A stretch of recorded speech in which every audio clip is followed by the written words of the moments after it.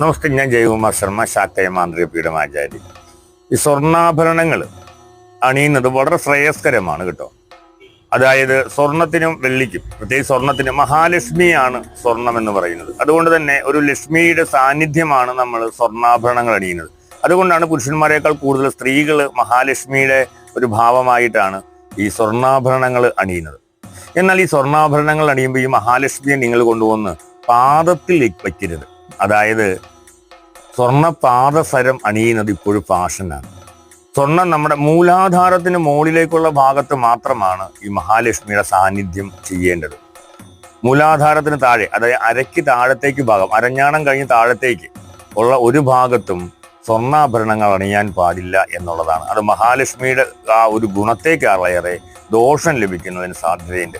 അതുകൊണ്ടാണ് കാലിൽ ഒരു കാലത്ത് പാദസരങ്ങളൊന്നും സ്വർണത്തിന്റെ അണിയില്ല. അവിടെ എത്ര പണം ഉണ്ടെങ്കിലും